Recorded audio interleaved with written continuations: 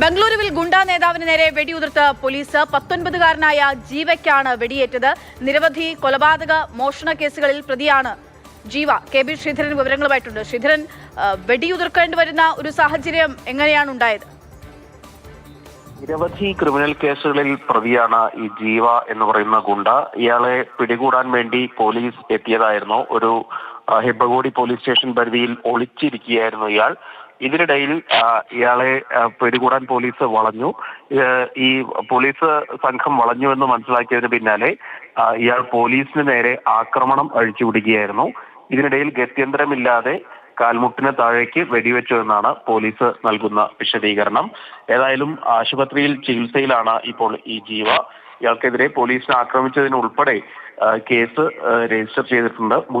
മുൻപും കൊലപാതകം, മോഷണം, അതുപോലെ തന്നെ ആളുകളെ ആക്രമിക്കൽ ഉൾപ്പെടെയുള്ള നിരവധി വകുപ്പുകളിൽ ഇയാൾക്കെതിരെ വിവിധ സ്റ്റേഷനുകളിൽ ബംഗളൂരു സിറ്റി പരിധിയിൽ കേസുകൾ നിലവിലുണ്ട്. ഏതായാലും അതിന് പിന്നാലെയാണ് ഇപ്പോൾ പോലീസിനെ ആക്രമിച്ച കേസ് കൂടി വന്നിരിക്കുന്നത്. ശരി, കെ.ബി. ശ്രീധരനാണ് വിവരങ്ങൾ നൽകുന്നത്. 19-കാരനായ ജീവയ്ക്കാണ് വെടിയേറ്റത്. നിരവധി കേസുകളിൽ പ്രതി ചേർക്കപ്പെട്ട ആളാണ് ജീവ.